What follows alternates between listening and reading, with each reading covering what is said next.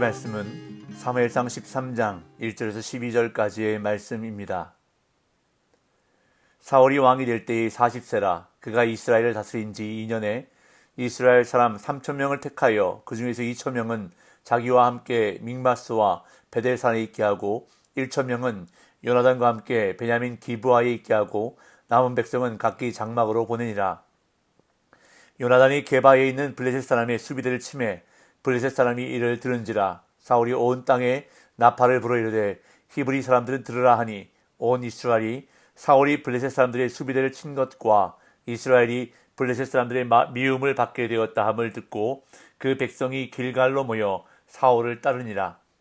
블레셋 사람들이 이스라엘과 싸우려고 모였는데 병거가 3만이요 마병이 6,000명이요 백성은 해변의 모래같이 많더라.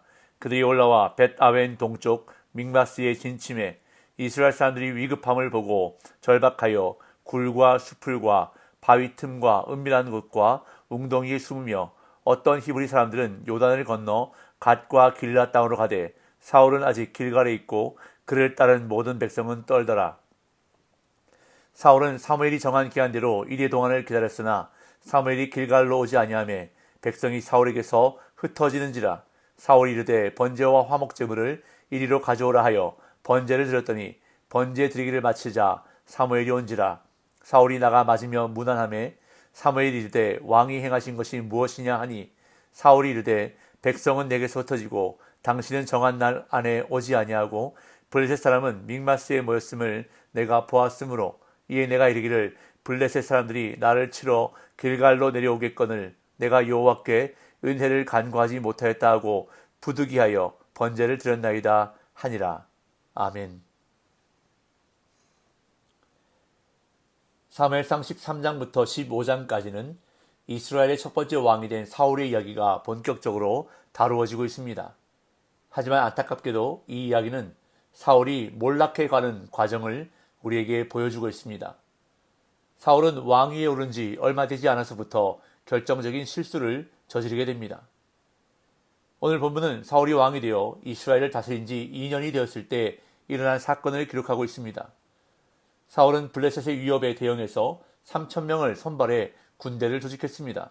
그중 2,000명은 자기와 함께 있게 하고 나머지 1,000명은 아들 요나단과 함께 보내는데 요나단이 그가 맡은 군대를 이끌고 블레셋 수비대를 기습하여 블레셋과 이스라엘 사이에 긴장감이 고조되었습니다. 오늘 본문 1절에서 4절까지입니다.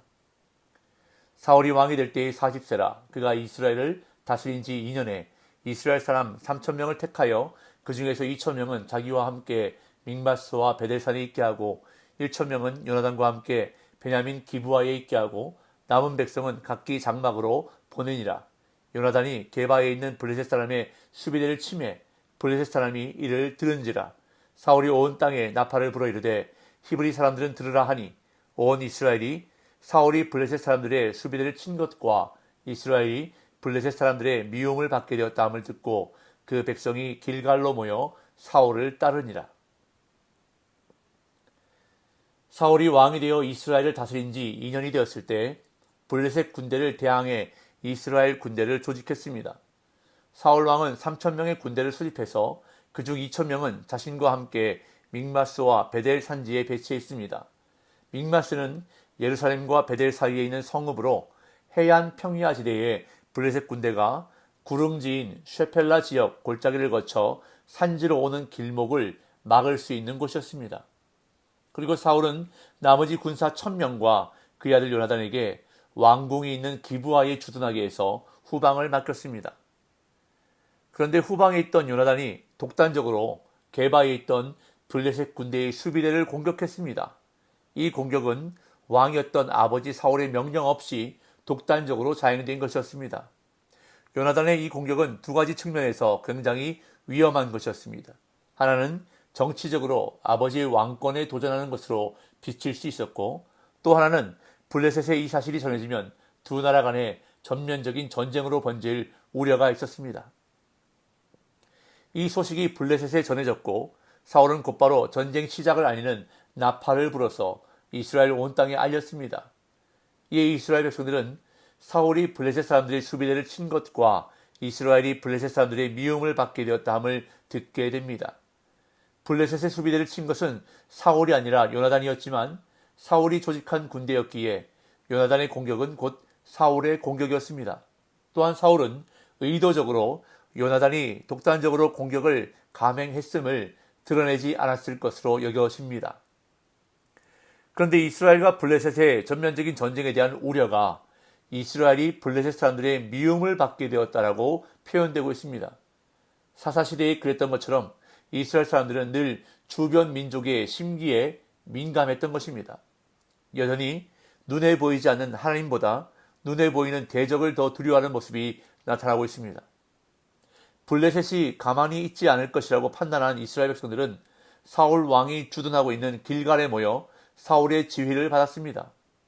그리고 우려했던 대로 블레셋 군대는 이스라엘과 전면전을 치르기 위해 모였습니다. 5절에서 7절.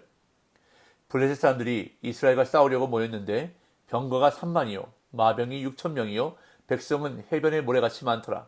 그들이 올라와 벳아웬 동쪽 믹마스에 진침해 이스라엘 사람들이 위급함을 보고 절박하여 굴과 수풀과 바위 틈과 은밀한 곳과 웅덩이에 숨으며 어떤 히브리 사람들은 요단을 건너 갓과 길앗 땅으로 가되 사울은 아직 길갈에 있고 그를 따른 모든 백성은 떨더라. 블레셋의 군대가 이스라엘과 전쟁을 하기 위해 모였는데 그 규모가 엄청났습니다. 산지에 매복한 이스라엘 군대와 달리 블레셋 군대는 전열을 갖춘 대군이었습니다. 3만 대의 병거와 6천 명의 마병을 거느렸고 보병은 해변에 모래같이 많았다고 본문은 기록합니다. 물론 이 표현은 다소 과장된 표현이라 할 수 있지만 이렇게 표현하고 있는 이유는 바로 이스라엘 사람들의 두려움을 강조하기 위함이라 할 수 있습니다. 이스라엘 군사들은 블레셋 군대의 규모를 보고 겁에 질려 이곳저곳에 닥치는 대로 숨었습니다. 그들은 굴과 숲을 그리고 바위 틈과 웅덩이에 숨었습니다. 심지어는 요단강을 건너 길앗 땅으로 도망치기까지 했습니다. 이때 사울은 여전히 길갈에서 군대를 소집하며 사무엘을 기다리고 있었는데 사울과 함께 있던 이스라엘 군대 역시 두려움에 떨고 있었습니다. 그런데 문제가 생겼습니다. 사무엘이 와서 하나님께 제사를 드려주길 7일 동안이나 기다렸지만 사무엘이 오지 않는 것이었습니다.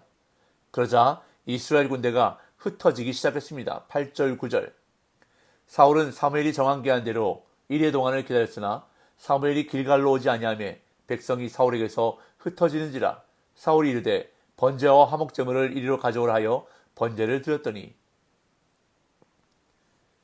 사울은 블레셋과의 전투를 앞둔 상황에서 사무엘이 빨리 와서 하나님께 번제를 드려주기를 원했습니다. 그래야 전쟁에 승리할 수 있을 것이라 생각했던 것입니다. 그런데 7일 동안 초조하게 기다렸으나 약속한 때가 지나도록 사무엘이 나타나지 않았습니다. 이에 사울과 이스라엘 군대의 두려움과 불안은 점점 커졌고 급기야 군사들이 흩어지기 시작했습니다. 그러자 다급해진 사울은 끝내 돌이킬 수 없는 실수를 저지릅니다. 번제와 화목제물을 가져오라고 해서 제사장만이 드릴 수 있는 번제를 자신이 직접 드렸던 것입니다. 그렇게 사울이 번제를 마치자마자 사무엘이 도착했습니다. 10절에서 12절. 번제 드리기를 마치자 사무엘이 온지라.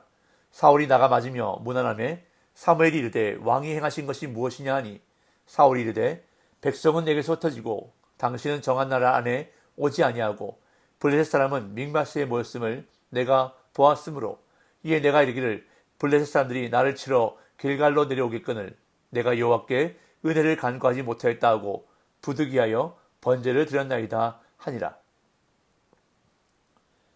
성경에는 극적인 장면들이 많이 등장하는데 본문에 나타나고 있는 사무엘이 온 장면이 딱 그렇습니다.